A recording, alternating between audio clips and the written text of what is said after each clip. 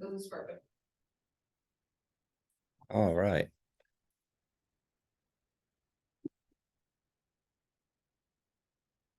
All right, let's get rolling here.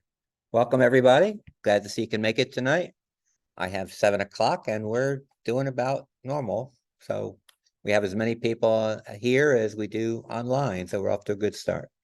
Appreciate you all coming in tonight. Let's do our first order of business, and that's the minutes. Hopefully everybody has received the minutes. And hopefully everybody has read the minutes. Is there any discussion about the minutes? Hearing none, can I get a motion to unanimously accept the minutes? Shane accepted them and seconded by. Thank you. All right, thank you very much. And next order of business, we'll jump right in here and do our normal police report. 7:02 p.m. 7:02 p.m. Good evening, everyone. So been pretty busy past 30 days for me.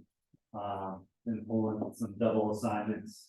Been helping my downtown counterparts with Moore Square and Glenwood South. So apologize for a brief and not detailed notes for y'all. Real quick, for the past 30-day period, 8/25 to 9/24, officers responded to just a tad over 1,800 calls in the Midtown seas. Your little boundaries, 1,800 calls for service in there. That's up slightly from the previous 30-day period by 16 calls for service. So you guys are really consistent on there. But out of those 1,800 calls for service, the number of incident reports went way up at 195. Went up by about 130 from the previous 30 days. But out of all that, I'm very happy to announce that probably for the first time in my career as a community officer, larceny for motor vehicle and then stolen motor vehicle did not make the top 5. So thank you for getting the word out. Thank you for locking your car. Thank you, thank you, thank you. Keep it up. And if you have a firearm, please don't leave it in your vehicle. Please, please. Top 5 calls for service for traffic stops, alarm calls, crashes, 911 hang-ups, and security checks. We had kind of this little crime pattern that was going pretty much from 440 all the way up into Wakefield, where some suspects were breaking into businesses. We developed some viable leads that we're investigating, and all that stuff is tapering down. Still an investigation, so I can't comment exactly what is going on with that. Hopefully next month I'll be able to give you more updates on that. Outside of that, you guys are very, very consistent what you're doing as far as your crime status. Assaults, larcenies, drug violations, fraud. They're about what you've been averaging, since I've been a community officer. So you guys are doing great as far as comparison to some of the other neighborhoods. I just went to the Wakefield HOA week and a half ago. Just in Wakefield alone, they were doing 1,300 calls for service. Your boundaries are even bigger. So you guys are doing good. I'll open it up to any type of questions, concerns. I had one question. Alan, you online?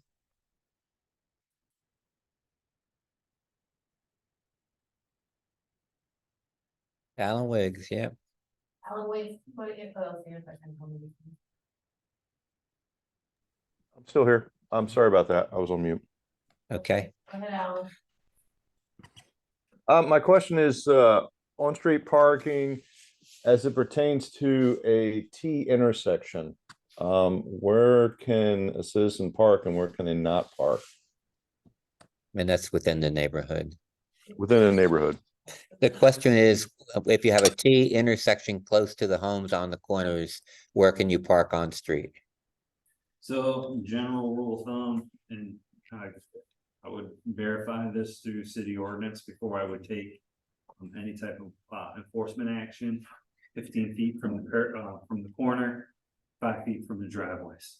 Okay, So that's where you're looking at. did you get that, Alan? I got that. Thank you. Good. All right. All Well, right. thank y'all. Thank you. You were too quick.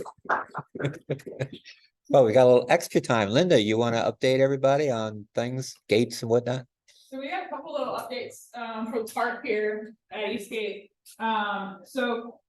Actually from Dale Tisca with our we've got a sewer project that is affecting the building here. They're running a new sewer line from the building down to connect into the main sewer line. And that project is under site review, and that plan should wrap up October 2nd, and then it goes out to bid. So we still are unsure of the exact timeline of when that means the building's gonna have to shut down for a couple of weeks for that to actually happen. But there will be a couple of weeks where we will lose access to the driveway and to the building for a couple of weeks while they're actually doing the replacement. But the route that's gonna take is basically gonna come out between the building and the pumper station. Gonna go out that way. Cut across the parking lot. Back behind here, and then it's gonna follow the driveway out. So the exit side of the driveway is gonna go through as much as possible, stay like on the road so that it won't impact as many trees as possible. And then tie in down that way. So the current sewer line actually cuts through the woods and is growing through a bunch of roots to the point that they've actually augered it out. And there are places where there's no pipe, there's literally just roots that are the pipe right now. So that project is well overdue. But that's kind of where that stands. So the site plan review should wrap up October 2nd, then goes to bid from there. And we're looking at probably early winter, probably early next year that they're gonna actually do the work. And then the gate that most of y'all have actually seen coming in and out, it is fully functioning now. So, if you've seen it daytime, it's up. So from 6 AM to 10 PM are the park hours. So it stays up during those hours. At 10 PM, both gates go down. And then there's a sensor on the exit side.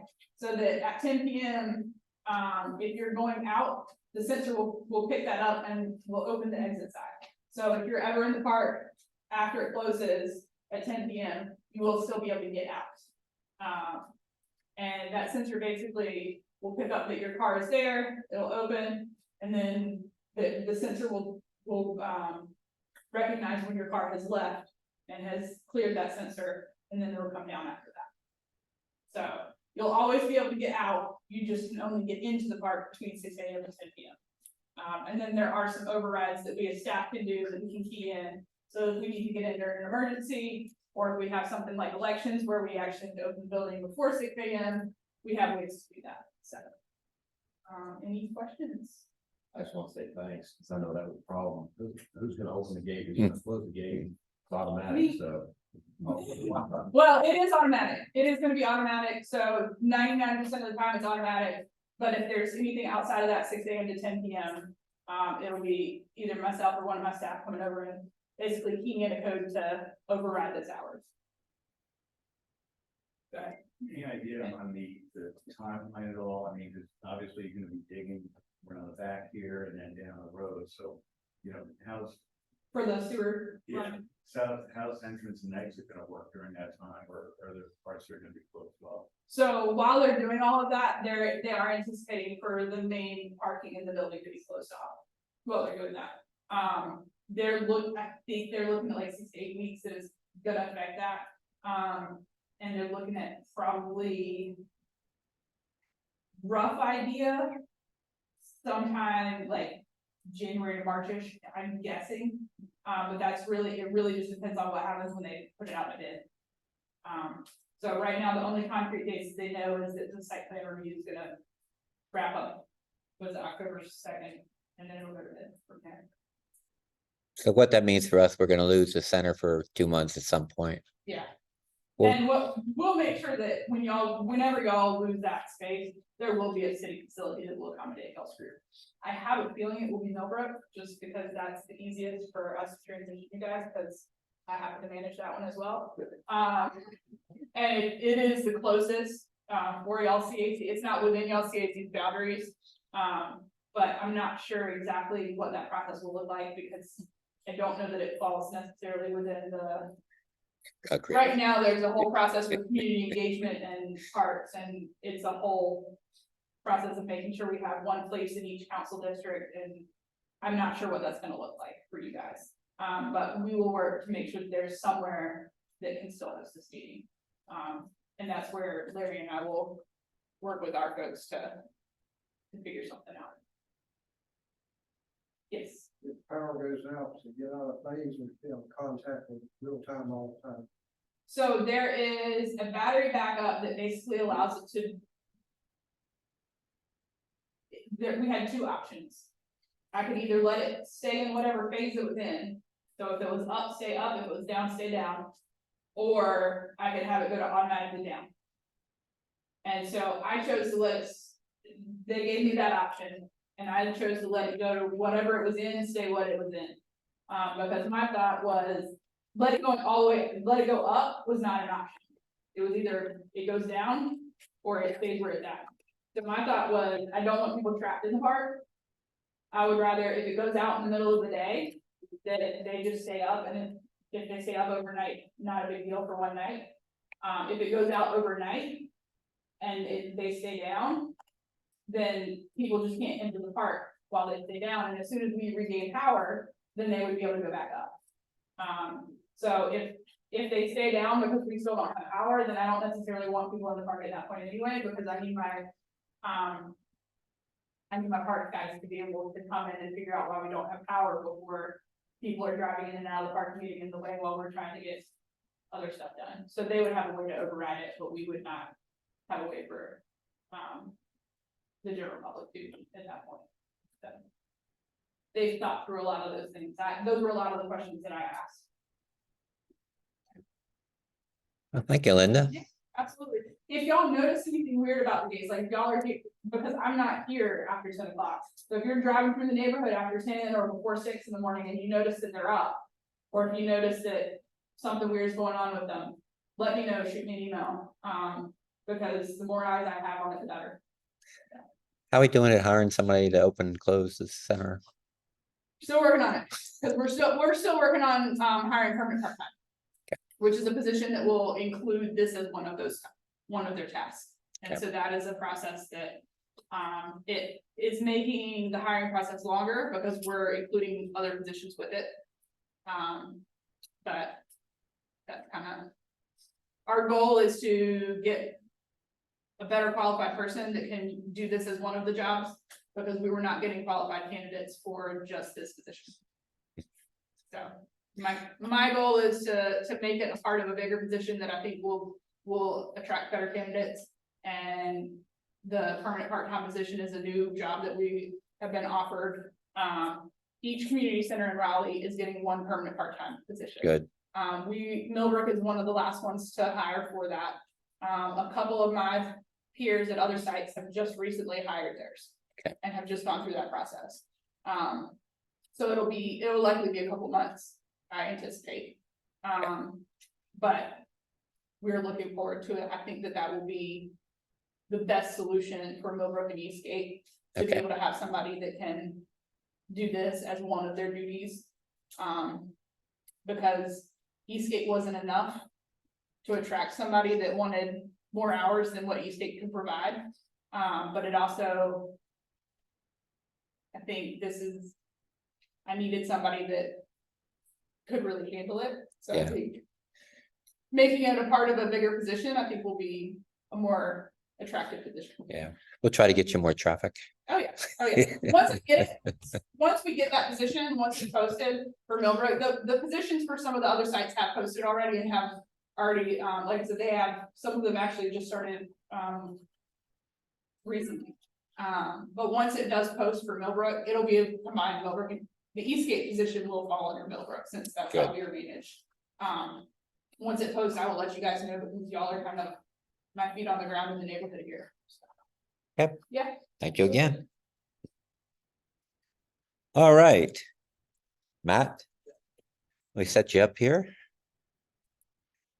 This is Matt Cotton with the city. Water, sewer, Raleigh water. probably water. Both. And let's see. Get you right here.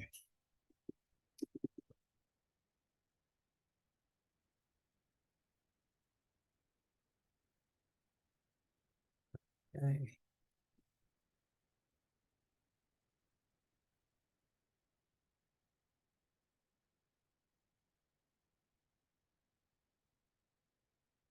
It just covered over my play button. That's what I was looking for.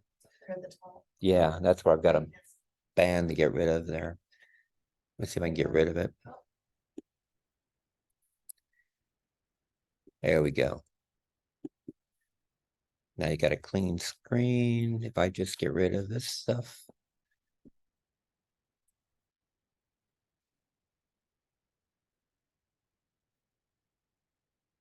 Technology is great. And you are in control. Yes. I think you can only do one. I think Okay. you just, yeah, it only works one way. Evening, thanks for having me. I'm Matt Cotton with Raleigh Water. I think I've presented a few times, maybe virtually. And it's been quite a few years. Yes. Talking about this project. And the day has come. It is going to happen. We have a contractor on board. They're getting ready to get started, so I'm happy to be here. And of course, can come back. And we'll come back periodically to the project, keep everybody up to speed on what's going on. Okay. Again, Matt Cotton, I'm the project manager. Jeff Andrews will be the inspector. He'll be out here every day, of course, for the city, and he's sort of a liaison with the contractor. Contractor is Moffett Pipe. Mike Tyler will be the superintendent. And what I'll be doing when we get closer to construction is I'll be sending out letters with all this information. And there's also a city website for this project that'll have all this information. And I'll send that link out also. So we'll talk first about impacts. This is mainly going to be, unfortunately, in people's backyards. So there won't be much of an impact to traffic. It really shouldn't affect, any roadways or anything like that. If there are any, there's typically no street parking. The first step is going to be tree removal and removal of fencing in easements. Like I said, this project's been delayed for quite a few years. The main delay, not trying to blame anybody, but the real estate department had to work out easement with a number of properties and residences and businesses along the way, and that takes some time. Typically, the existing pipe is an 18-inch, 12-inch, 18-inch pipe. We usually have a 20-foot easement. That means center line your pipe, 10 foot that way, 10 foot that way. That's the city easement. Yes. This one you call the interceptor, overflow pipe in the car or what? No, interceptor, I'm gonna get, interceptor is a large diameter pipe. So like pipe that leads from this community center out the street, that pipe out in Quail Hollow there, that's not an interceptor, that's just your residential pipe, that's the pipe. And then those pipes feed into larger pipes, and eventually they lead into an interceptor, which is what we call a very large pipe that conveys flow to an even larger pipe, and from there to the wastewater treatment. So that's the definition of the interceptor. Sorry, I should have said. So like I was saying, the easement, typically the existing easement the city had on this line is a 20-foot easement. So you got a pipe, 10 foot on each side, that's the city's easement. With a larger diameter pipe, we need 40 foot. So 10 more feet on each side, 40 feet total. So that's sort of the corridor that this pipe is going to go in, and then the construction is going to take place in this path. The contractor and I, we're going to walk through probably in the next few weeks And they can determine, what needs to come out of that. Obviously, there's a fence running across it, that fence needs to be removed. Put it back afterwards, but during construction, you need to take that fence out. If there's big trees or something that's in the way, and there's no way to avoid it, if it's in the city's easement, that tree is gonna get removed. Yeah, I'm trying. Down below. So there's just this one little piece that runs up the Cedar Hill community up north of Millbrook, so we're just upsizing that small piece of pipe. This is at the far north end of the project, so it's sort of going north and coming south here. Here, okay, this is Compton. You have a laser on the end of that. This button. Yeah. Should. You can push it. There you go. Sure, that's good. Get rid of myself. And this is Compton, this is Quail Hollow. And there's just this small little section here, just so you know, the green is a sewer line. The green dots are manholes. That's what that means. So just from that manhole up and over, just that small little piece there. We're gonna replace that with an 18-inch pipe. So the stuff in the pink little swirling, squiggly, Excuse me. the ones in the pink squiggly. That's just that's that little piece that we're doing. So nothing else is getting affected here. Just this Okay. piece. Can you tell the people online that? I don't think they can hear me. They can hear you. I think they can hear you. Okay. Can you all hear Barely. everything? Can you hear Kathleen? Can you hear Matt? No, Barely. that's the main section. So this is St. Albans. Here's the belt line. This piece here runs through North Hills, all that development and everything. So we're gonna be upsizing that piece. From there down, we're gonna cross underneath the belt line, do what's called a bore and jack, which means they bore underneath and then slide the pipe through. So obviously we don't want to have it cut the belt line. That would be a disaster. Yeah. So then continuing south from there. So again, here's the belt line. So we're gonna come down here. This is where we start. So these are the, just so you know, down here, 6 Forks Road. This is Barrett Drive. So we're coming in behind some of those businesses there. And then here's where we get into some people's backyards. We cut through here. This is Cheswick. Yeah, Cheswick Townhomes. And here's Oakland. So we cut through here, and then this here, this is Anderson off of 6 Forks. So again, it's called Big Branch Interceptor because we're following the Big Branch. Right. Stream. So that blue line is Big Branch Stream. So we follow that right down through here. Here's 6 Forks Road, another bore and jack under 6 Forks Road. Wow. And here we are. This is that gas station on 6 Forks Road. Yeah. These are the Caliber Chase Apartments. We come in through here. This is sort of in the woods. And then we connect to this. This is the Crabtree Creek Interceptor. So that's like a 60-inch diameter. So we're dumping into a larger pipe. And then that flows downstream. Eventually ends up at the Moose River treatment facility, which is out to the east of Raleigh, about 10 miles from here. So that's the extent of the project. So typically, and what they're going to do, they start at the bottom and they go up.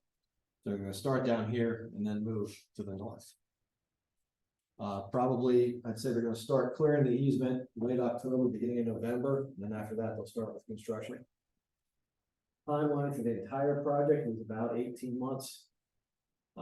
So that doesn't necessarily mean they're going to be in your backyard for 18 months. They can do that pretty quick, but it just, these street crossings take time. To do a stream crossing, that takes time. So, Now, have you notified all the affected properties? yeah, I mean, I've talked to them and I've been sending them letters for years. Because they did survey, they had to come through, the yards and do survey. They've been in touch with our real estate department, working on easements, getting compensation for that. So this is the main driver for this project, and this was at the tail end of, if I go back, that photo that I just showed you was taken right around here. A piece of this collapsed about 2 years ago before we even started the project. And so that's a photo of the pipe. You can see, Wow. here's the bottom of the pipe. Top's gone from hydrogen sulfide gas that just ate away that concrete and it's collapsed. So that's obviously the driver, as well as size of the pipe, the condition, concrete pipe. It just doesn't last very long. So we're replacing that with PVC and plastic pipe. It should last for 75, 100 years.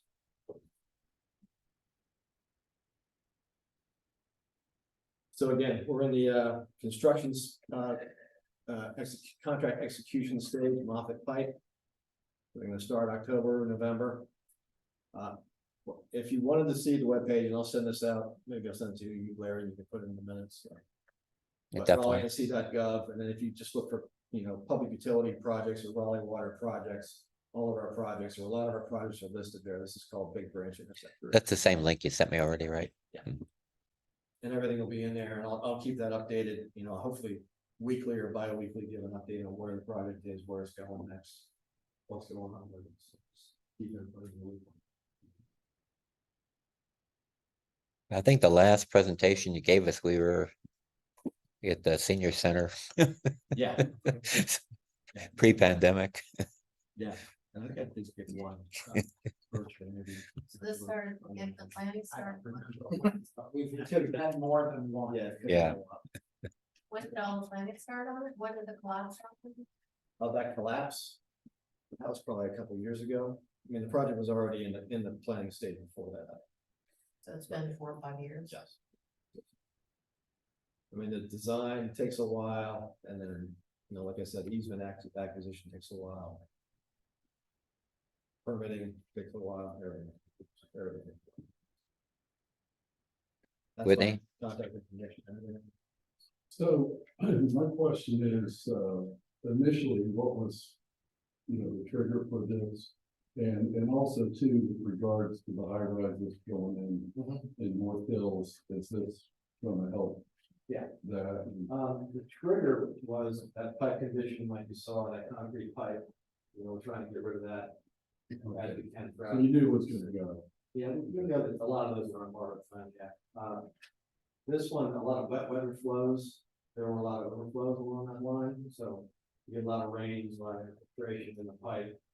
And it just backs up and comes out of the manhole, but that happens every now and then. But we have an asset management group, which basically takes a look at the pipe, they put a bunch of factors in them. The age of the pipe, the condition of the pipe, the kinds of materials, and it stores it in one of the five that need to replace. That's another factor that we put in all our projects, really, we sort of prioritize what we. So you guys know what's in all over. Yeah, we know when Like when you go out there. Yeah. It's not like it's really, but we might think it's one material and then it's something else that we generally.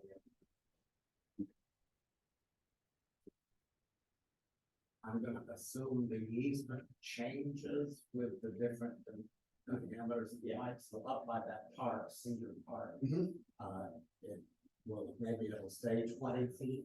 I think so. But as it goes through the neighborhood, it gets wider and wider, the easement gets wider. And a lot of that's driven by this depth as well. The larger diameter pipe has to be put a little deeper. And put it 15 feet deep, that's a pretty big trench. So,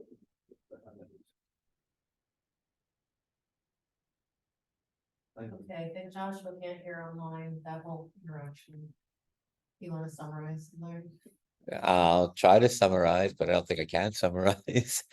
What they just were talking about the easement. Oh, there was a question of whether Cedar Park and the easement would change, and Matt, you said you're not sure, you don't think I so? think that easement stayed the same. It'll stay the same, That okay. continuity, But as the pipe diameter goes up, the easement width has to go up to allow us to be able to dig deep enough to put that pipe in. Say that again, as the easement As widens? the diameter of the pipe goes up. Okay. We need a wider eastment to be able to maintain that. Okay, did everybody hear that? Anybody hear that? Okay, If anybody has any questions. yeah, Shoot me emails. and we have everything on the recording anyway, so, Thank you. okay, thank you, Matt. Been a long time. You bet. All right.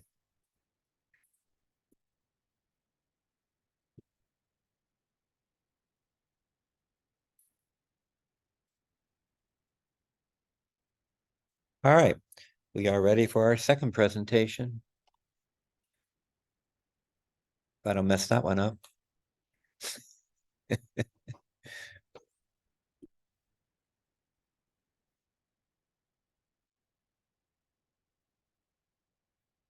things pulled up, I'm going to introduce myself. I'm TJ McCourt. I'm a planning supervisor with Raleigh Parks, Recreation and Cultural Resources Department.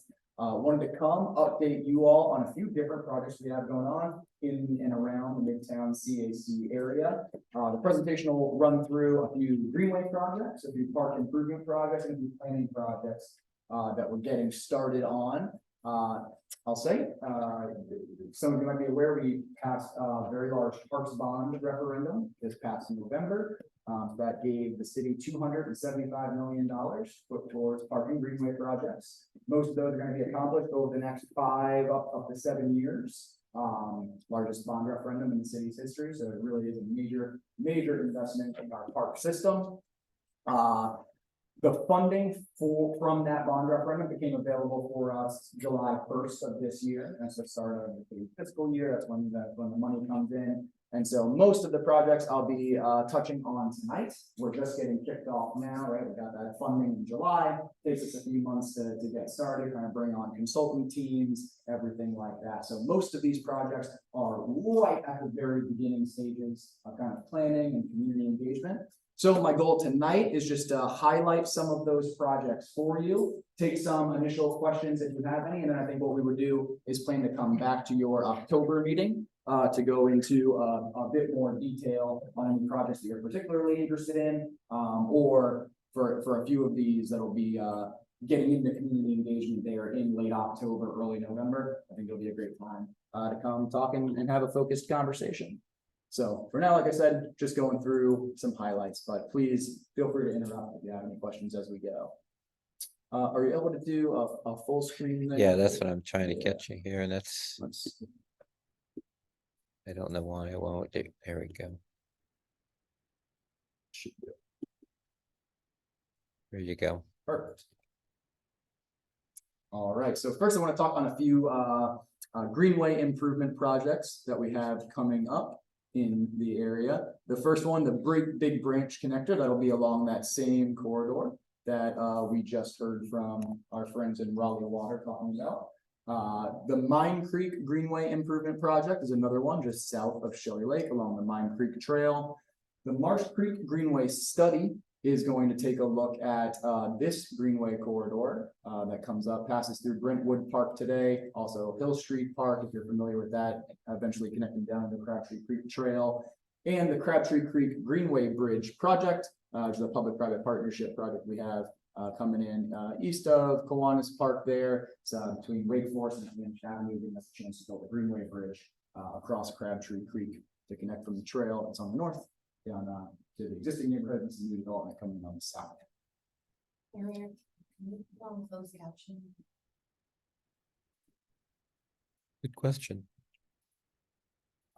First up, the Big Branch Greenway Connector Project. For each of these slides, I'll have a project website up here. Larry's gonna be able to send out a PDF of this presentation. You'll be able to click on those links to get to the project websites. But also for each of these, if you go to raleighnc.gov and just search for that project title, that will get you there as well. That's going to be the best way to stay up to date on these projects. We will always be posting our next community engagement events, updates as we move through the project with our current status. So those project websites are definitely going to be the best way. I'll say too, I'm not the project manager for any of these. So I might not be able to answer all of the nitty-gritty details. But again, the websites will have those details, and they'll also have the email addresses for the specific project manager. So if you want to get in touch with a human being and ask some questions, that's the way to do it. So this one, the Big Branch Greenway Connector Project. It's a $4.5 million project funded through the Parks Bond. We're going through design consultant selection right now, which is going to set us off for kicking off the project right in January next year. So at the start of the new year, we'll get into this project, and we anticipate that by March, April, we'll be doing our first community engagement events around it. That is a big project for us. And if we look back at this map, remember that stream corridor runs all the way up from Crabtree Creek, includes the crossing of 440, goes through all the new development happening at North Hills East and the Exchange, up Quail Hollow to Millbrook, and then potentially even north of Millbrook toward Cedar Hills Park. And up from there. I'll tell you, $4.5 million is not going to be enough to build a Greenway trail across that entire corridor. So the first step of the project is going to be doing study of that corridor to find out where it's going to make sense to build the trail, and some cost estimation to find out how much we can get done with the money that the city has through the bond project. In some cases, we might utilize, say, the sewer easement that's already going to be cleared along that corridor to potentially build a trail through that area. In other cases, once we get into the design, we might find it's going to make more sense to have portions of that Greenway trail actually be built as more like a multi-use path, alongside of a street. So there are a number of different alignments we're going to be looking at. It's not necessarily going to follow along that stream corridor the whole way as a traditional Greenway trail does. And I'll say too, we've got some contributions coming in from the North Hills area that's going to help us get some of those segments built out. Specifically, one area we're certainly going to look at is the connection between St. Albans Drive and Quail Hollow to the north on this side, kind of connecting what's on St. Albans Drive up here to Eastgate Park. We have some easement in place there to be able to bridge that gap, which is a dedicated pedestrian, bike and pedestrian connection. The Mine Creek Greenway improvements. Oh, yes, sir. Now, that particular project has been talked about to us by people before you for years. Yeah. One of the things that is of concern, and I'm hoping that you're coordinating with planning and road construction, is going. At one point, somebody from Parks and Rec said, yes, we're going to build an underpass under 440 alongside Big Branch Creek in order to get from one side of 440 to the other. Now there is this talk of a multimodal bridge going over 440. So can you update us on what your expectation is? Absolutely. Getting across 440. Yes. Can you repeat the question for the people online? Sure. So the question was, previously in years past, one of the ideas we've been looking at is a potential underpass below 440, a culverted crossing for bikes and pedestrians along the Greenway corridor to get across the highway.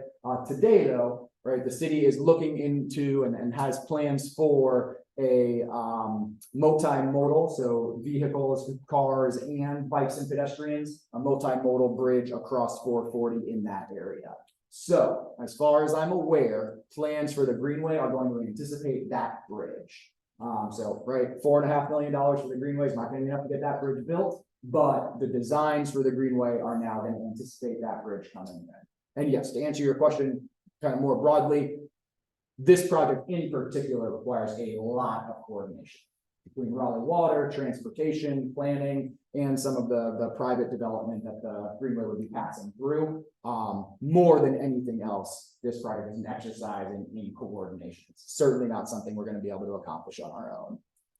So as we go through the project and we come back out and talk to you all about it, hold us accountable and help us keep connected with what's going on in the area. If you hear plans for other projects that sound like they're not meshing up, please, by all means, let us know. Right? We rely on community engagement to make sure we're aware of all of those things. TJ, I hear you say that basically it's a two-phase project in that once you get up past Millbrook, I guess, that part is another phase and it's not mapped out? Potentially. So we don't have phasing defined yet. That'll happen through the first phase of the project when we get into feasibility and a certain level of preliminary design, right? Right now, essentially what we have is lines on a map, right, that anybody could draw.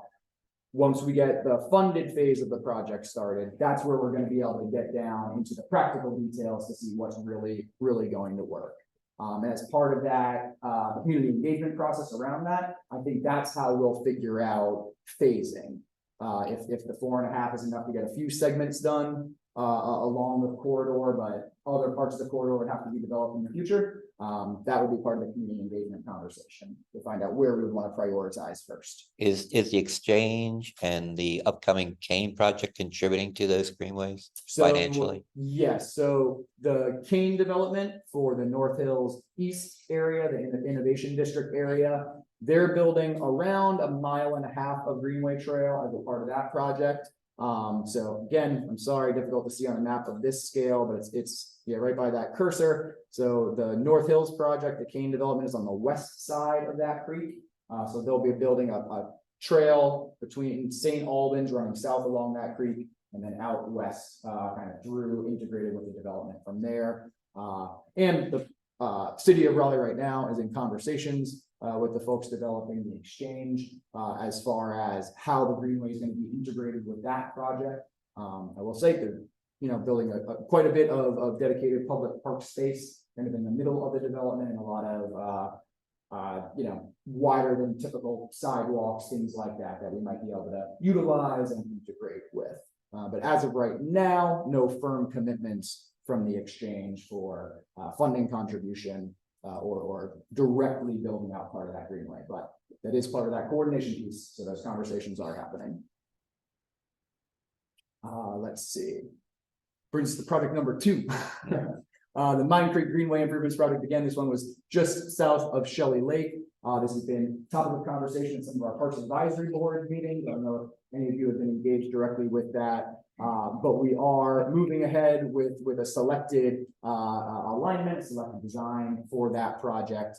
And you can see the schedule here, expecting to begin construction next summer, and then we're wrapping up in around 6 months after construction begins. Whitney?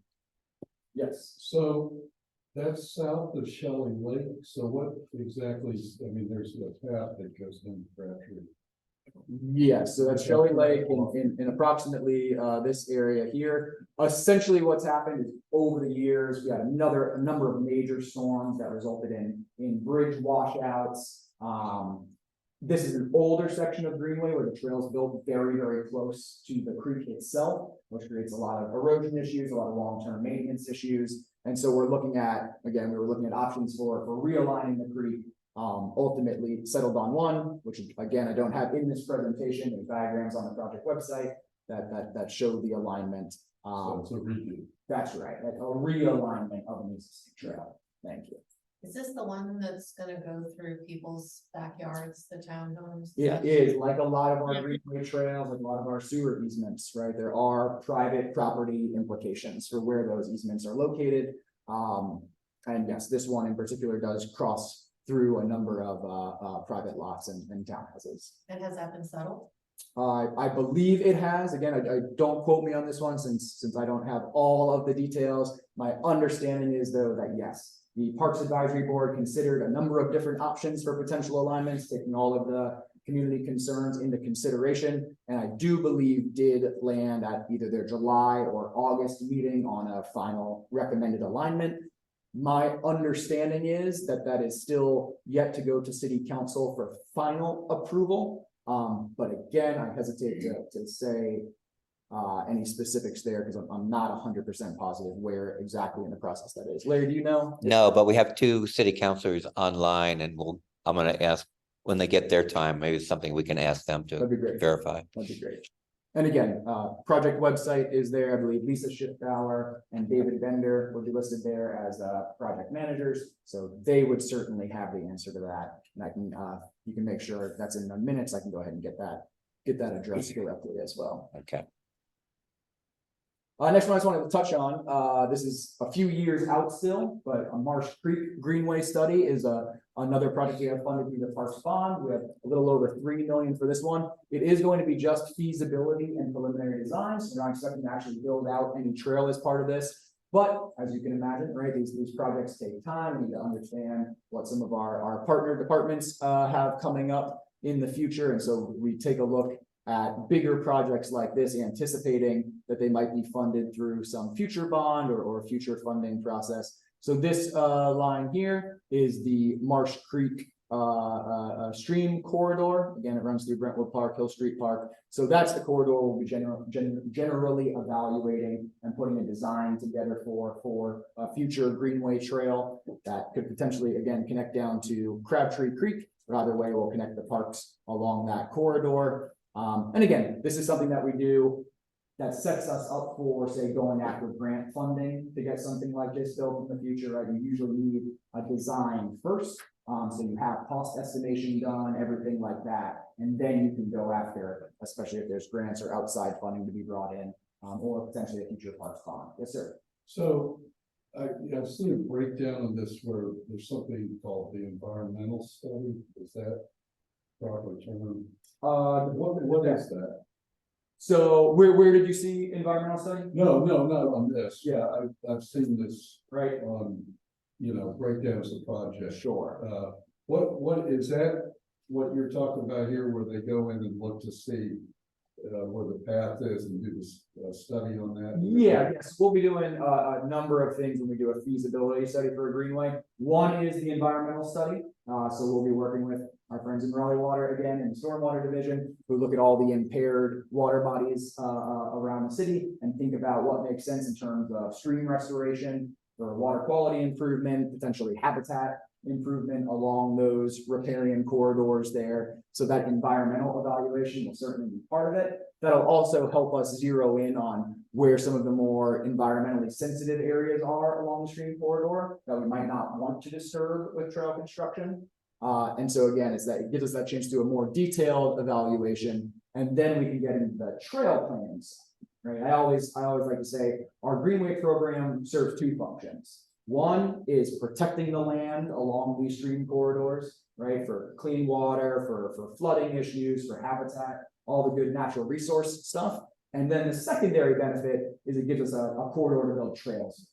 So it's always good. An environmental study is looking at things like erosion and the possibility of the trail washing out, which I've seen quite a bit of lately. So that addresses that. Yeah, that's exactly right.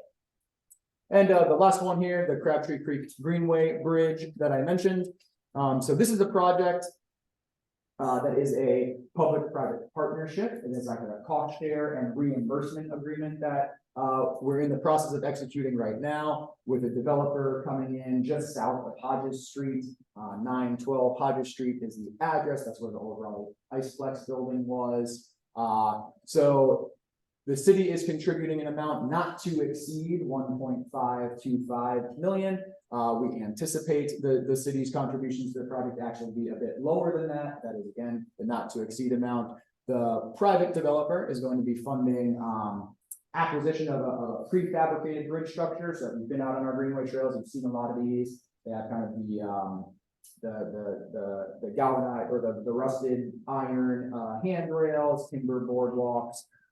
They're pretty good looking structures, standard throughout the system. So the private partner is going to be contributing around $400,000 for construction of that, and they're also going to be administering the project. So that's doing all of the construction administration, contract work, a lot of the things that tend to make city-run projects take a while because we have limited staff bandwidth for those sorts of things. But as the developer is working on their multifamily development, they're going to be wrapping in contract construction administration for the Greenway Bridge as well. Get those all built out at once, which gives some efficiency improvements and helps us move pretty quickly through that project. So again, I have a question. Yes. I have a question. So will that bridge be connecting across to where the water park is? The new water park that's being designed on the other side of Hodges Street. Yes, that's right. So where that where the Midtown area plan has that proposed waterfront park, the eastern boundary of that park is Industrial Drive, and that's the road that the bridge will be landing at. Yep. Okay. So connect there from Industrial Drive across Crabtree Creek to the south side along Hodges Street. Right. Thank you. And as far as timeline goes, we're expecting preliminary design review to wrap up this fall. And so at each of these points here, the city has the contract defines a designated check-in time with the city. where if we feel cost estimations have escalated or are coming in at a value that's not within our budget, we have the right to terminate the contract before any money is actually spent. So this fall, we'll be doing preliminary design review. By the end of next spring, we expect to have the design about 90% complete, which gets us ready to put the project out to bid. And once those are all approved, we should begin construction shortly after next summer. TJ, I've got a question for you. Absolutely. We've had a preliminary discussion about this particular bridge before, and I had the same question as Betsy, because I thought that the bridge should have been included as part of the waterfront project. So you have an opportunity to work with the developer now to pay for part of that bridge.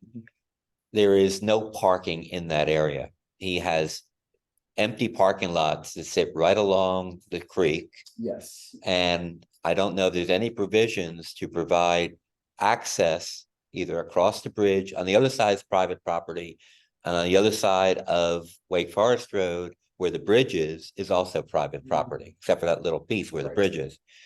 Are you going to work out a deal somehow with the developer to allow parking so we can access the trail? Yes, so as part of their plan development for the rezoning case, I believe the existing parking lot on the north side of Hodges Street, so between Hodges Street and Crabtree Creek itself, some of the parking in that existing lot is going to be designated as public parking for Greenway access. And so as part of the design of this project, in addition to the bridge itself, there's going to be a pedestrian multi-use path, essentially a pedestrian passage that cuts through that development to some of the existing neighborhoods south of the 912 Hodges Street site, and then also a trail that would connect from the bridge over to that parking lot. Well, that bridge will connect directly to industrial, right? Yes. Okay. Yep. That's exactly right. So yes, there will be some parking allocated. We don't intend for it to function as really a full Greenway trailhead that's going to have a whole lot of capacity. But there will at least be some parking available. Well, right now, there's a lot of wasted property there. It's all chained off, and essentially on the Hodges side, it's chained off, so you can't use the parking. Right. And on the other side, it's just vacant properties that are chained off. Yes, yeah. So that parking on the north side of Hodges Street there, a portion of that's going to be again allocated for public parking for Greenway access. Okay, thank you. I have a question about, you mentioned community engagement a number of times, and the city has created a new community engagement group, branch, and I was just curious, how are they helping you with community engagement? How can we reach them, or how can we ask them for information on your projects? Yeah. I mean, you can only speak to your projects, but what kind of resources can we expect to get from them to get more information? Yeah. Something like you're doing, maybe helping you. Is that forming? I mean, they're working on things, but it's been a few years, so I'm just wondering what they're doing to help you engage with the community. That's their job. Absolutely. So the question was about the Office of Community Engagement that's been set up with the city. Yeah, you're right. It is a new department, relatively new. I'll say that the projects that we're working on right now through the Parks Bond are some of the first major community engagement efforts that we've gone through since the Office of Community Engagement was set up. So I think to a certain extent, we're all learning exactly who's doing what. Traditionally within Raleigh Parks, and I would say for right now too, community engagement is primarily the responsibility of the individual project manager for each project. And of course, we have a team of folks behind all of this. Nobody's doing it on their own, not by any stretch. But I do think the best way to get in touch with somebody if you have questions, and the person who is ultimately held accountable and responsible for that community engagement process is going to be our individual project managers. We do work with the Office of Community Engagement closely when we do, before each of our projects, we'll do community engagement design, which is where we essentially come up with a plan for what community engagement is going to look like. We evaluate who the relevant stakeholders might be, right? So folks who are going to be impacted by the project, or who we think have a special interest or are going to be interested in learning more, get those people identified up front, people or groups. And yeah, the Office of Community Engagement is definitely there to help us think about that community engagement strategy. I'll say two, the city, whether you're working in parks or transportation or planning, we do have a community engagement playbook that we use. This is a document that kind of, defines best practices, engagement tools and techniques, all of that sort of thing that helps us make sure that all the projects we're doing for the city have a similar look and feel, and so that people in the public can kind of know what to expect when they're engaging with the city on a planning project.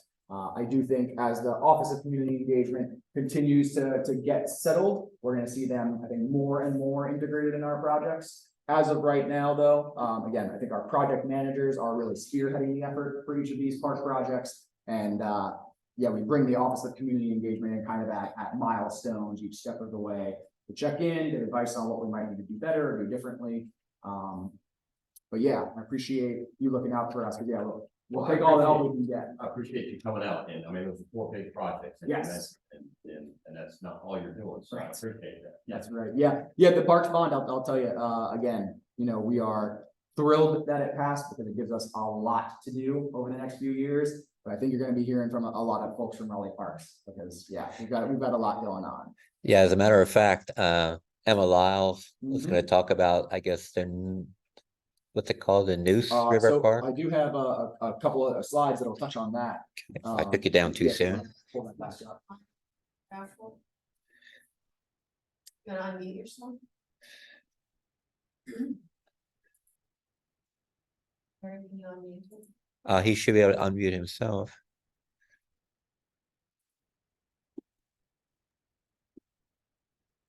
Who was trying to unmute? There you go. We hear you now. Oh, that's me? That's Yeah, you. I'm sorry.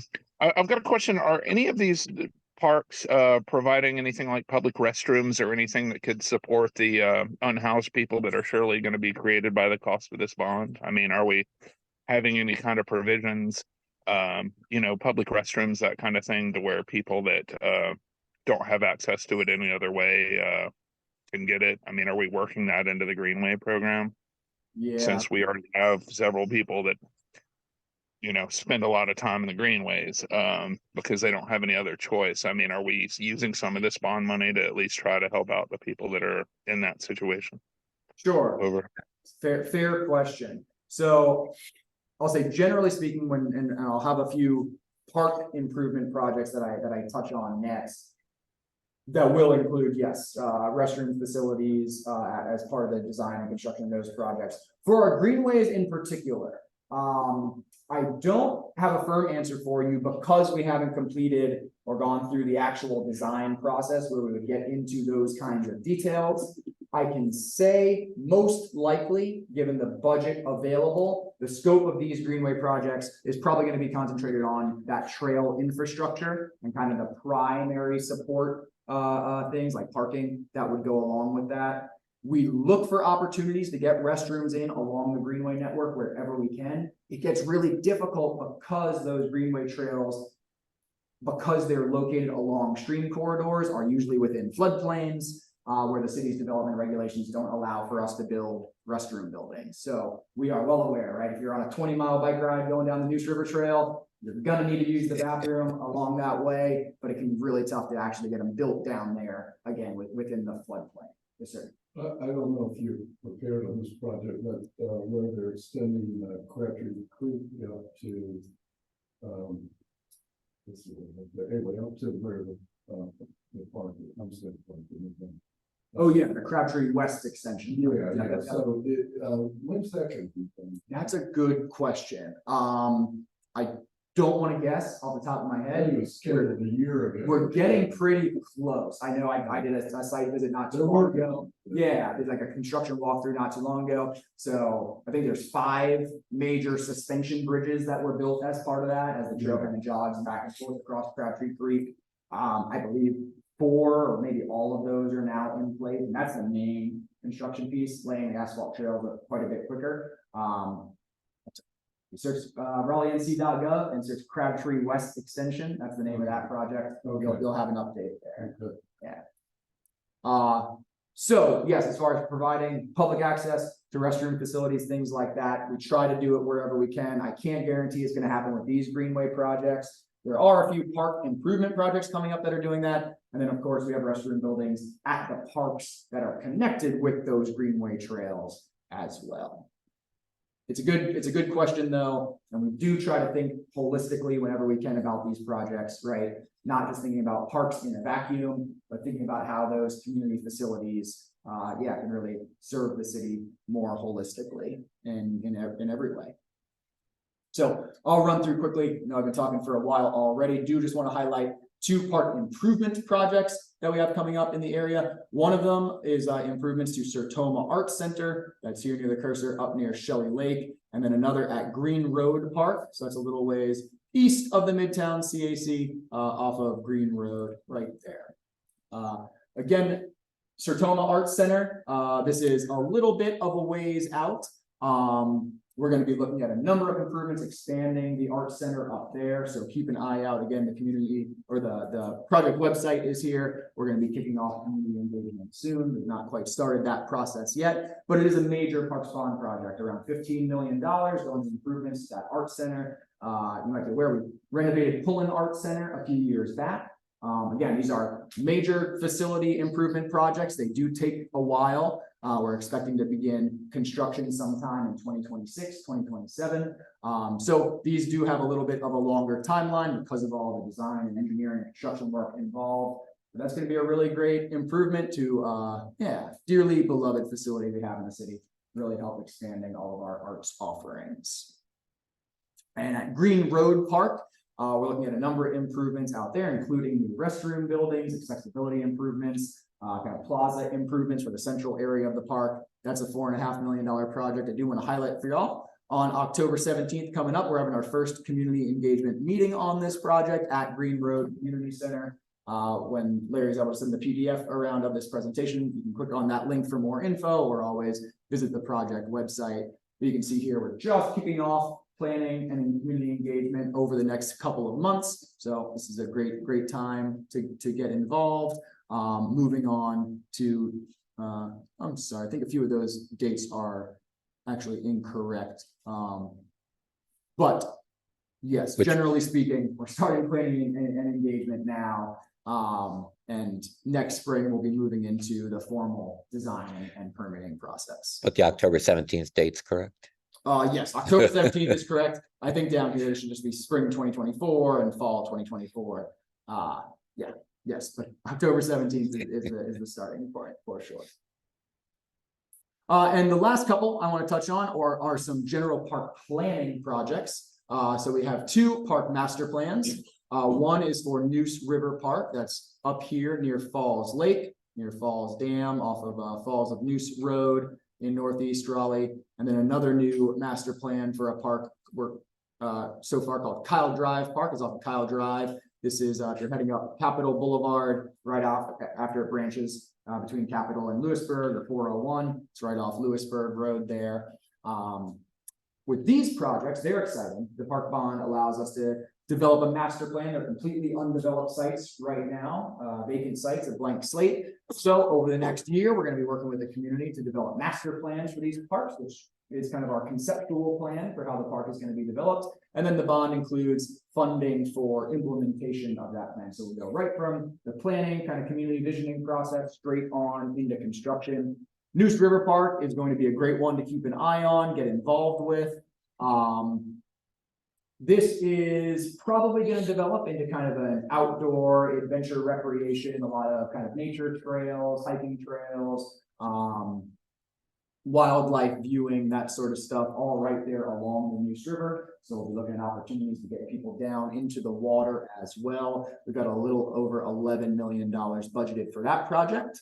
Again, October 19th, our Parks Advisory Board, we hope is going to be approving our situation assessment, which is essentially all the pre-planning work that we've done around the project. And so that will be our official project kickoff following that. And so the first meeting, first public workshop around that project is tentatively scheduled for November 3rd. I think if we can come back in October at your October meeting, we'll have all those dates carved in the stone, let you all know what's coming up for that project. But again, another one that the whole planning and community engagement process is just getting started. So this is a great time to get it on your radar. And yes, you're invited back. Great. Another question. Absolutely. Christina? Yes, I'm so sorry. I couldn't get me off mute. On this project, hi TJ, it's Christina. It's nice to see you. On the Neuse River Park Master Plan, and correct me if I'm wrong, is there a stakeholder group that's being built? Is that already done? Can you give us an update on that? Yeah, absolutely. So for both of these park master plan projects, we have what's called a community advisory group. So I mentioned that public participation playbook earlier. This is one of the things right out of that playbook. It's essentially where we get a group of citizens and other stakeholders. So for the Neuse River Park, these are going to be folks that are involved with the Falls Whitewater Park community, the Audubon Society, Carolina Canoe and Kayak Club, right? Groups like that who have interest in the project, as well as neighbors who live right nearby, and representatives from all around the city. It essentially serves as a steering committee on the project. So it's not just city staff or our design consultants that we'll be working with, coming up with the master plan, in addition to all of the broader community engagement that we'll be doing, which will have, obviously, we'll cover all of our bases. So we'll have opportunities for folks to get involved online, hands-on public workshops, presentations at CAC meetings like this one. In addition to all of those things, we'll have this community advisory group, which is going to be a group of around 15 to 20 people, which is essentially, again, like a steering committee or focus group that helps us go into some deep dives to make sure everybody's perspective has been represented in the project, right?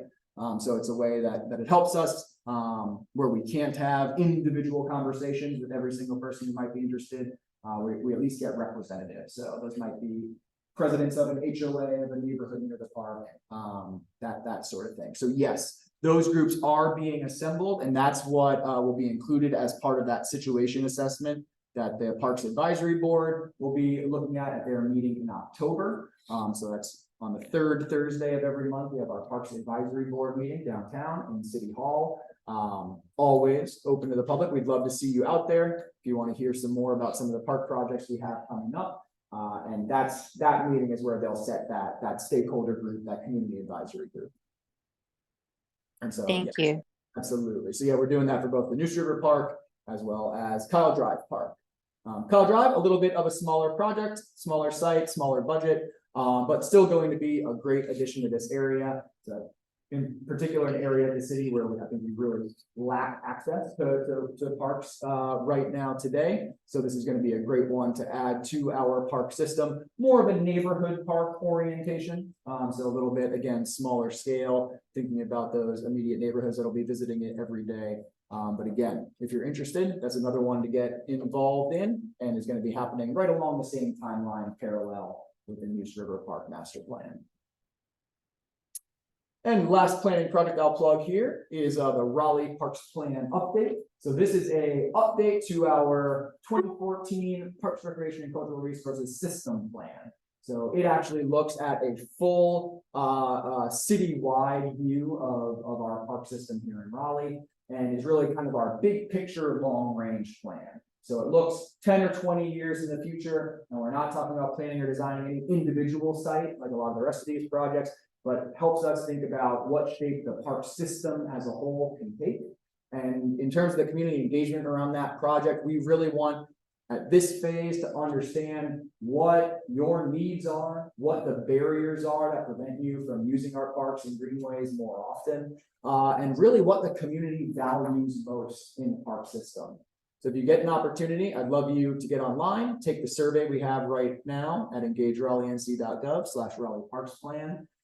Again, this is the very beginning stage of this project, so the questions are pretty broad right now, but we're hoping to get some guidance to start setting priorities again in terms of those community values. When we think about a park system like Raleigh's, there's a lot that we do, right?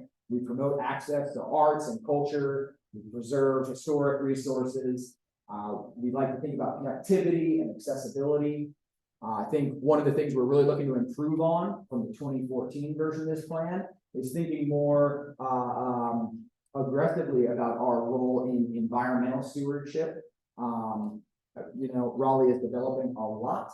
And once those natural resources are gone, there's no bringing them back, right? So I think we need to think a little bit more broadly about how open space, and natural resources in general are accounted for in the park system.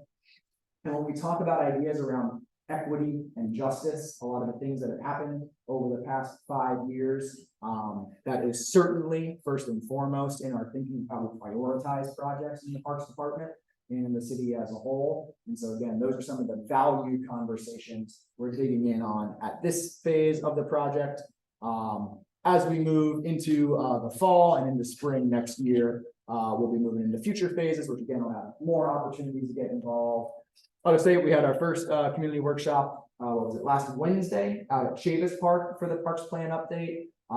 We had free pizza for everybody who showed up. A few hundred people come through actually, and had some really, really great conversations about, their vision and goals for the park system. So we'll be hosting more of those meetings all around the city over the next 6 months or so. So keep an eye out on the project website, chances to get involved through the survey, or hopefully see you at one of those meetings we have coming up.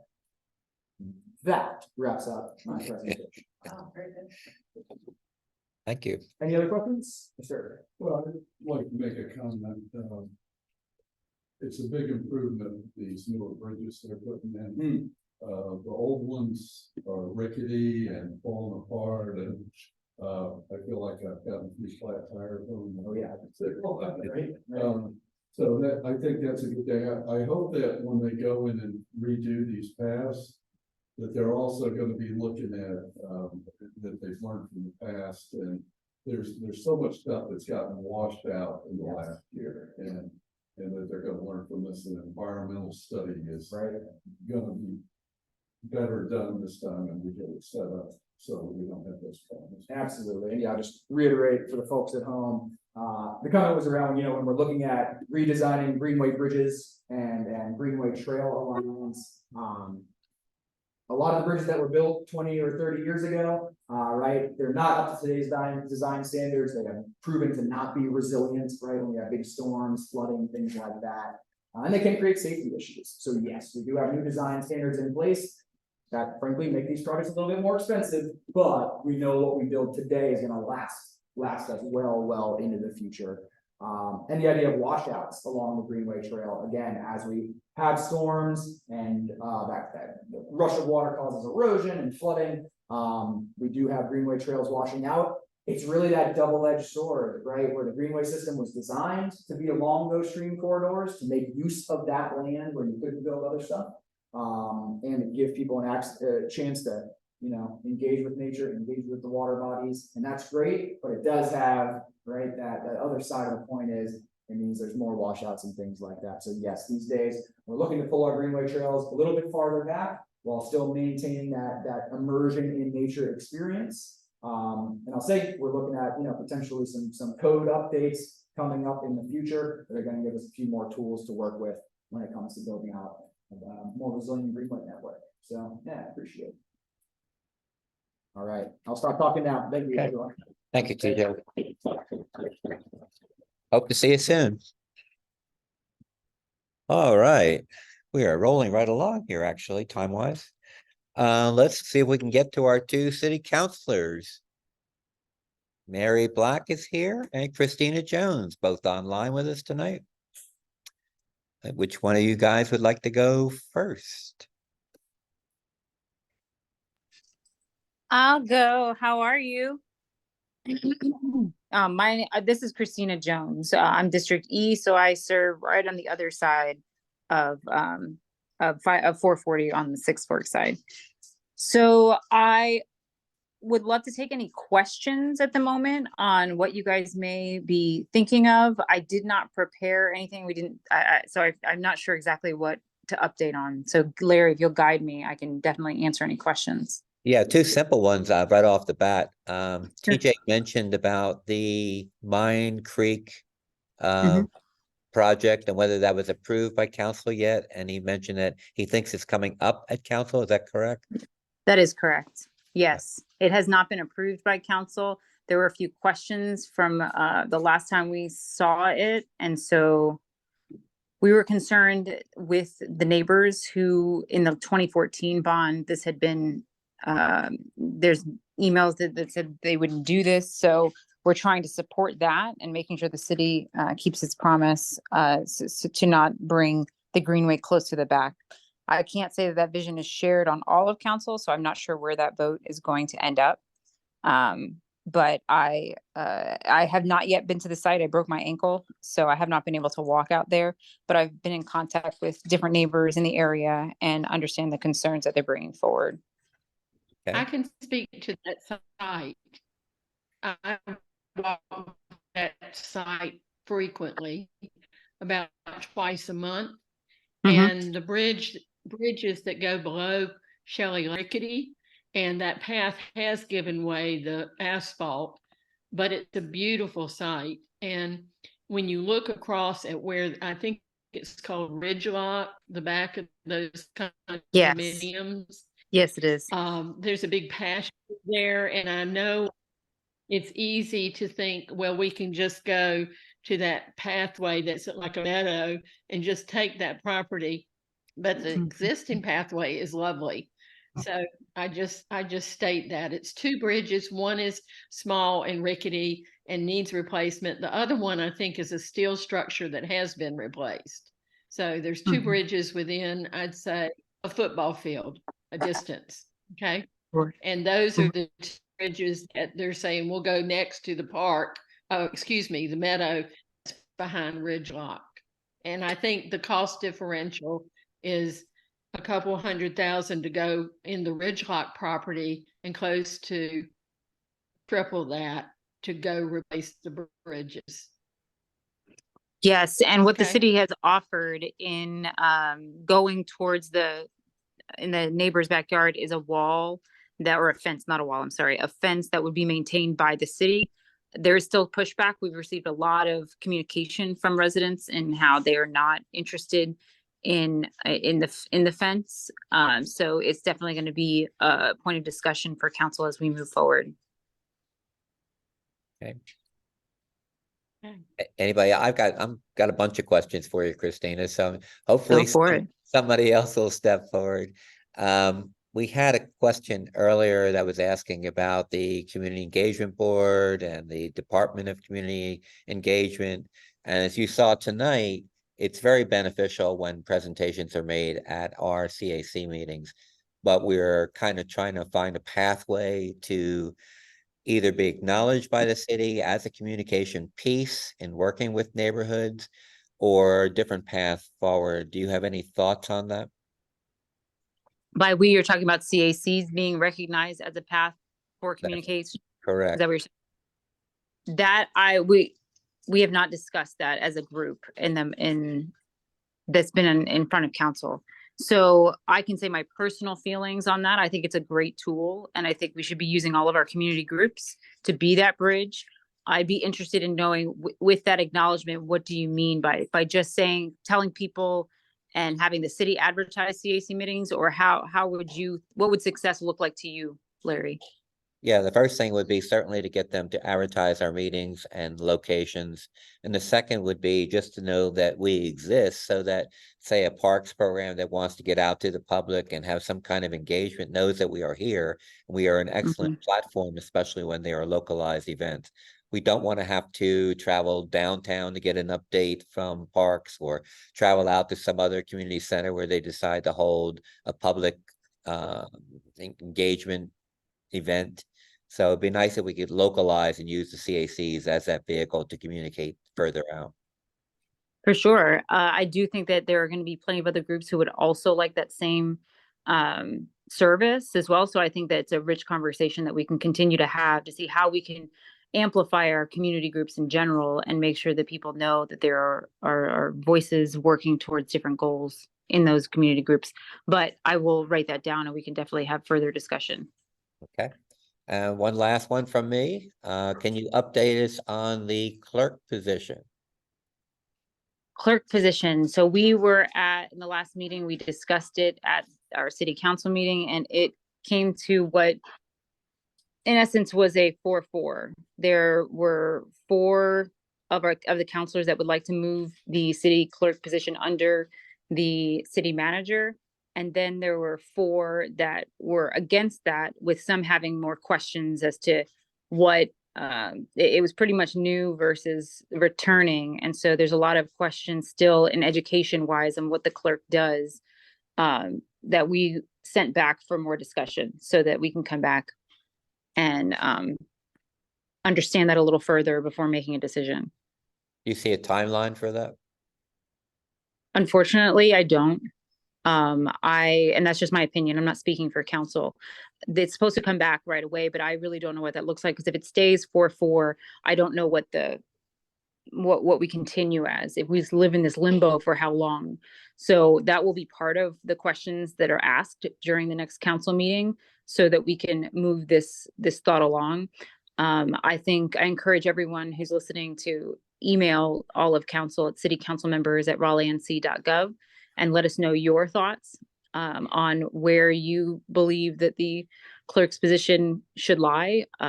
It's valuable feedback as we're trying to create what this position can be in the future. Christina, I'll let it go, but I'm just curious. You are currently, I think, being under the city manager. Isn't that currently in violation of the city charter? Not from what I understand from our discussions, it is not, because it's an interim position. And the reason that they didn't put it to someone in the city clerk's office is because they would be applying for that role. So we were not in violation of the charter by doing it, but it's not something that I want to continue. I'd like to get a solution, move forward. And that's where I get murky, because it is right now a 4-4 split, and we would maintain this interim city clerk until we make a decision. Okay, all right, thank you. Is there anything from your viewpoint that you'd like us to know? About the city clerk or about anything? No, in general. I am super happy with just the amount of people that come out to public comment. I think this month was the first one where we did back to back. So we did the second Tuesday right after our work session, and then we did the third Tuesday at our second city council meeting. And we only had 8 people come to that second one. I'm sure that this was just the first, as people get used to it, because the third Tuesday never changed. So that's the 1 o'clock public comments. But I know people have to get used to, instead of signing up 2 weeks prior, it's back to back. So I'd be really encouraging, whatever thoughts that you have, please make sure to come to council if possible. Even sending voicemail comments, sending emails to everyone on council, just so that we have a pulse on what is important to the community. Right now, I can say that it's about safety. We have our Safe, Vibrant, Healthy Communities Committee meeting tomorrow, where we're going to be talking about public safety in downtown. So that'll be another opportunity to hear what the city is doing, and how maybe you believe we could do better, and what programs you think we can do. So in short, I just think that I'd love to see even more communication back from residents. I want to hear your voice. I want to hear it, whether it's in front of us in city council or through email. But you know, we're all doing this together. So we need your advice. We need your thoughts whenever you can. That's great. Thank you. Yeah, do you want to get Josh? Josh, want to unmute yourself?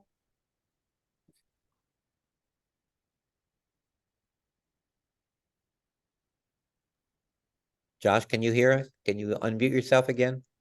Yeah, I can hear you. I can't hear whoever else is there. I don't want to talk out of turn. Christina, Yes. I've got a couple of questions, one relating to the city clerks, and Sure. I mean, is there a mighty need to change it now? I mean, if we hire a clerk full-time that with set expectations, we can see how it goes, because y'all can terminate them if they're not doing their job, right? That's exactly how I feel. And I think that's split. Yeah, I mean, we don't need to get reactionary. We don't need to base the decision based on like our former clerk. We need to see how it goes before we start gutting stuff based on, you know, somebody that. No, I completely agree. And I really feel that this is a chance for us to create what we want out of the position. A lot of the pushback that I have heard in moving it was, in my opinion, personnel based. It was based in the fact that we had a clerk that was there for 52 years. And while she was amazing and did phenomenal job, there are some on council who feel that it wasn't as technologically advanced as it could be. So my response has been, yeah, but that's a position, that's a personnel issue, not a position issue.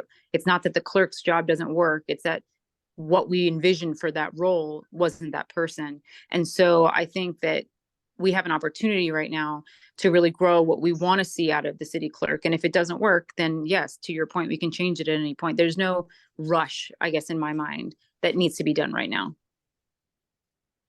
But I do want to get it to where there's a decision. So instead of living in limbo, I'd like to decide sooner than later. Okay. And the second question isn't related at all. Down at Dix Park, I know that they're getting a lot of bond funding. Would it be possible to divert some of that park money into renovating those empty houses there with the wheelchair accessible ramps for use for our unhoused community members that are actually mobility impaired? I mean, there's not a ton of houses. They're already there. It's a matter of fixing them up, and it would increase the safety in the area, and it would actually be a benefit of the community as a whole if we did something like that. I think it's probably more important than a lot of other things we could do there, because people are more important than parks, right? Are you quoting me? Yeah. Yeah, I think I am. I think Although you I've did. been I think known you to say just it a quoted time or me. two myself. There you but, go.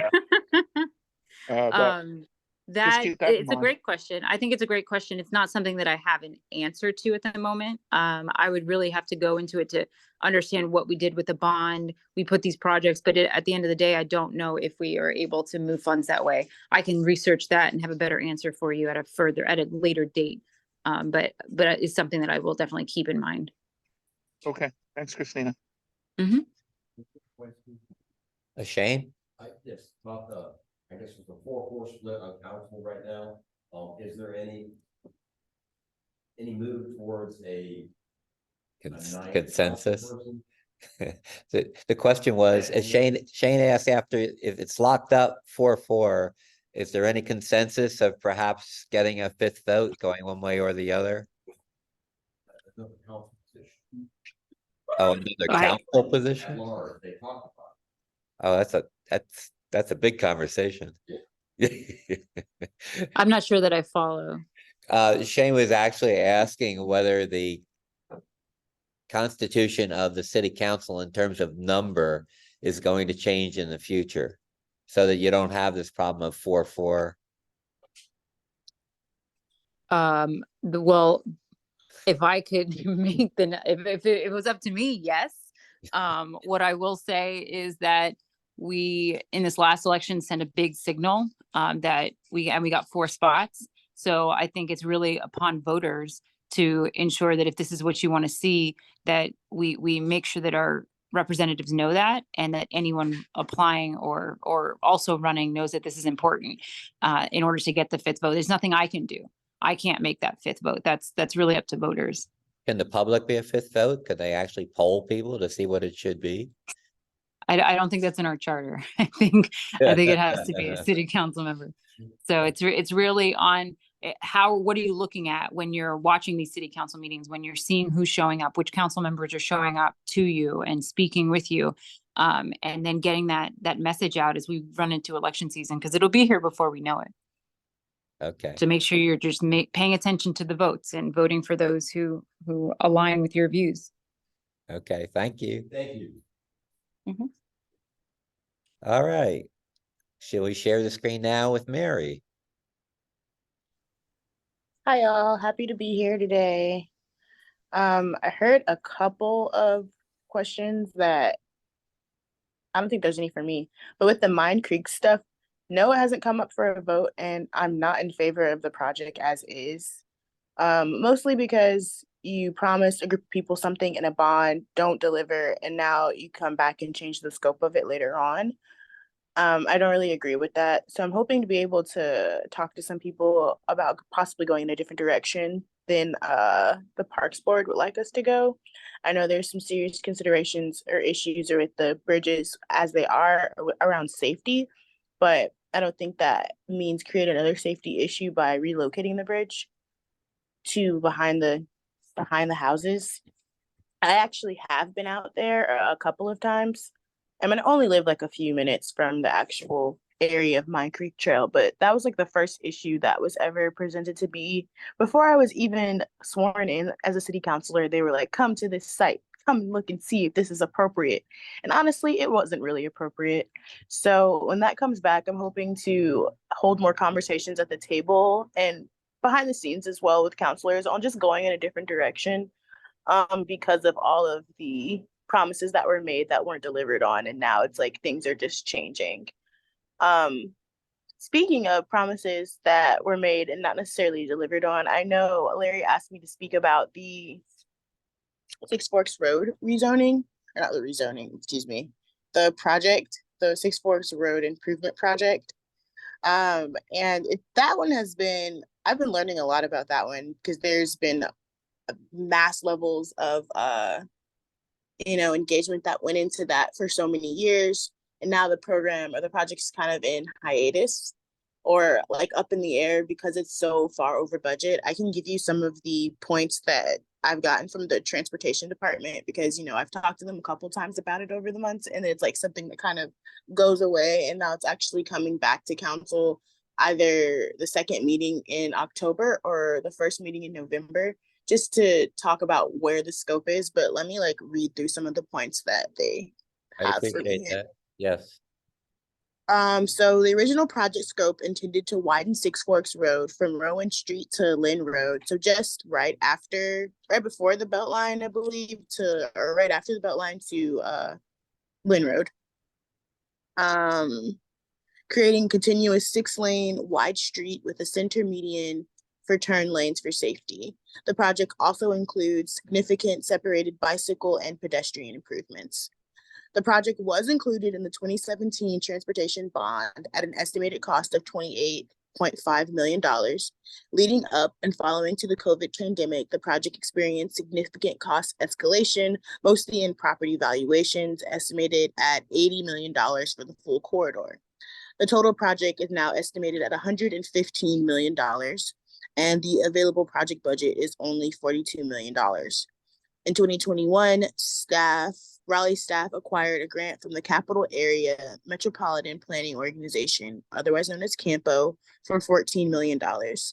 Use of the grants requires some additional work and adherence to federal requirements for bidding and property acquisition, thus potentially increasing cost. So right now it's really far over budget, and that is why they have gone back to the drawing board. I'm hearing from literally everybody and their mom on all of the properties that are affected along this stretch of Six Forks about how cumbersome has been over the last 5-6+ years, trying to work with the city to understand what the state of their property is and how this expansion is going to harm, hinder, or affect what they have going on.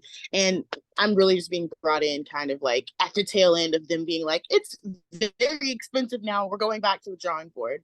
One of the things that I'm hoping to advocate for is just as strong of an engagement process around what is going to happen there because of how robust it was before. And then also really work to fix some of the congestion issues that are going to be expanding across that area of Six Forks, both now and into the future. As a person who lives off of Six Forks Road, I drive that corridor literally every day. And I tend to just avoid it. During certain parts of days, I just don't go down it at all. As far as next steps, staff are investigating options to rescope the project to fit within the available budget. And options include phasing the project in segments and or only constructing full sidewalks or bike facilities, which means no widening of the vehicles for the roads, and which would be problematic in a lot of ways. And basically they're saying if they don't widen the roadway, the project issues are lessened because they won't be doing acquisition of properties, but all of the impacts won't go away, but they're just not as great. And depending on the selection option, they may not be able to use any or all of the CAMPO grant, and they will have to relinquish the grant and resubmit it under the new scope. And so, as I stated before, staff is going to be coming back for considerations to council in late October or early November. So, Mary, they were supposed to come up with their options, if you will, by the end of September. So we're losing a month already. Is it possible to take this into either the transportation committee, one of the committees, perhaps, so the public can get an idea what's going on? Right now, there has been no public information provided to the public about the status of the Six Forks Road Improvement Project. It's all by hearsay, rumors, social media, and so on and so forth. And it'll be a surprise yeah, when it comes up in front of council. I think a big part of that is because they didn't know what they were going to do. Like, they got to the project and they were like, whoa, this is really far over budget and we have no money to be able to do it. And it takes a little bit of time to kind of rescope what you want to do. I do think there is opportunity to move it into committee. I am not a part of that committee at all, so it wouldn't be a conversation I would be a part of necessarily. But I know I've been asked for a work session. Like the Midtown Raleigh Alliance asked me to ask for a work session. I found out that our work sessions are booked up through the end of the year. So I was like, okay, like let's table kind of doing anything in that regard until it can come back to council. And, you know, at council, they'll be bringing back those options and talking to us more. And I think then it will also be appropriate to move it to committee.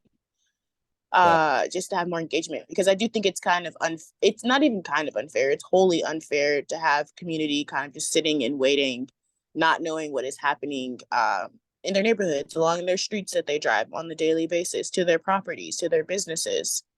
And there is a level of accountability that needs to happen from the city around explaining these things to people and letting people be democratizing the experience so that everybody can be aware and in the know. And it's been a slow process for us because they've literally only brought it to us one time, and they brought it to us to be like, it's too expensive and we need to go in a different direction. And it's like, yes, we do. Like, clearly we do. So I can only flow the information I'm flowing the information to you guys as I'm getting the information, but that's where they are right now. They're still trying to figure it out because of how expensive it's gotten. Okay. The only thing I will add to that is based on the way they divvied out some of the concerns at the last council meeting, the committee that it goes to doesn't seem to be have any bearing on what the problem is. It seems to be wherever they can take any project into any committee as long as there's room on the agenda for that committee. So I'm pushing to just get it into a committee, period. And can I speak to that first? I'm so sorry, just because I sit on that committee. That's the Transportation and Transit Committee, and this will only be our second meeting since I started, since we became counselors. So there is definite room, at least for some conversation. I really think that as we move forward, we need to use these committees for not just checking on specific projects, but really looking at the city as a whole and talking about goals for different big things like the Six Forks Road project. I don't have any solutions because right now it's really up to Corey and the vice chair as to what gets in there. But I think this would be a great place for it to at least so that I can learn and learn more about the priorities of the community. Okay. Girl, I will send all of the emails I have gotten. I have gotten a debriefing about the Six Forks Road project, more so than I have in the last 8 months in 2 weeks. So wow. I can send you a bunch of stuff. Yes, because it's gotten really serious and people just really need to understand what's happening. I do think it's more opportune to move it to a committee than to have a work session on it, but it's really deep, and the traffic considerations there are vast, and it doesn't look like they're going to be improving anytime soon. So I'm really interested to see what does come back and to have that conversation at the table and then to see how else we continue not only the community engagement, but the engagement with council and engagement towards a solution that works for what that district needs specifically, or what my district needs specifically along that corridor. Okay, for sure. We'll be happy to make that known. Whitney? So this thing, been sitting on the back burner for a long time, and the pricing for it is just gonna keep going up because of inflation and everything else. And so is it possible that the segment, if you start up from North Hills, I mean, the real problems there are going from North Hills to, say, Lynn Road. is it possible that we can do a segment of this with the money that we have? And then, you know, get that done before prices go up any further. I just don't, if that would be an option. I don't know if you both heard that, Whitney suggested that perhaps they take a sectional approach to the project rather than a total cost of the project. Yeah, that's one of the options that they're supposed to be bringing back to us. And I think that I don't know what the options are specifically. I literally asked to go to the meeting that they had about it today, and they were like, no, we'll just send you updates. And I was like, okay, that's fine. But I do believe one of the options is a phased or segmented approach to the project. And you know, there's all these different costs and different variables that weigh to those things. So I'm looking forward to when they do bring it back to us next month, because we'll have more of the specifics of what is actually being proposed and what they have worked on over these last like 6 or 7 months. But I think that is something that sounds like a really good approach, I think, to kind of get to where it needs to go. For everything, because I would like to have bike lanes. Six Forks Road needs sidewalks, and we definitely need road expansion in general. So if we can get it in a phased approach rather than just taking away a lot of the things that are necessary there to make it cost effective for the money that we have, then yeah, I agree completely. Thank you for that. Okay, thank you. Is there anything you would like us to know? No. And that was pretty much it. I spent like most of the day being like, okay, I have to talk about the Six Forks project. So I need updates because you guys haven't told me anything in 2 weeks. So that was pretty much all I had to talk about. Okay. All right. Well, I appreciate it. Christina, Mary, thank you very much for your input. Oh, Josh got his hand up again. Go ahead, Josh. Sorry, I don't want to be too annoying. If this housing bubble bursts, is there a plan for that to where property values get down to a reasonable level? I mean, is there a plan in place to if it comes under budget due to the fact that land and housing is overvalued? Will that affect it at all? If we do a phase sectional approach and then, you know, land values get down to where they should be, would that help or hinder, or would that send it all back to the drawing board? Over. Given that the biggest thing about this project has been cost, you know, in some perfect world where the housing bubble does burst and we're able to go back to like more reasonable land costs that have literally skyrocketed over the last 2 years, you know, I think I see it potentially helping. Like it's the biggest hindrance to this project has been cost. It's completely over budget right now. And it's largely due to the fact that it was promised in a bond, just like there's this pattern that of us getting bond money in District A and it not being allocated, and then coming back to the project years later and it's somehow millions of dollars more. So the biggest part of it is the fact that land acquisition is so expensive right now. I would say, like, I would venture to say yes, but I don't know if or when that's ever going to happen, Josh. Like, to be honest with you, the housing market, like, getting just less expensive anytime soon. I really don't know when that's going to happen, just looking at everything. I wish. Okay. All right. Well, thank you both. I appreciate your input. And we'll definitely let you know what we think. Encourage you to move forward on Six Forks as best you can. So, all right, thank you. Any other questions? Any other questions? All right. Well, thank you again, Christina. Mary, it's good to have you with us tonight. I feel like I'm running a podcast here. All right, we're actually running on time. It's amazing. In terms of old business, new business, there is something that I think everybody needs to think about. In October, we have no problem with schedule, but November, December, I think we're going to hit smack on the 2 holidays, Thanksgiving and Christmas. So if you get time, send me a note as to any suggestions.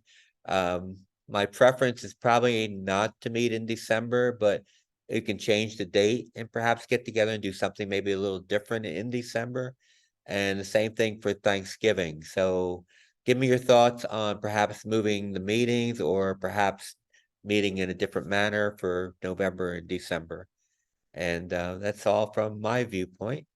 It's been fairly quiet in terms of rezonings in the area. The big issue going on right now is New Bern Avenue and the city's, I call overreach in zoning New Bern Avenue. And hopefully the council will sort that out without, they're well, they know the issues, and I think it's a matter of individual properties and communities having rights over the city rather than the city over the individual communities. And that's what has to get worked out from a council standpoint. So that's me on my soapbox for tonight. Anything else from anybody? Any thoughts? Nope, everybody's hungry, wants to go home. Okay, well, let's wrap it up and thanks for coming this evening and I'll be in touch.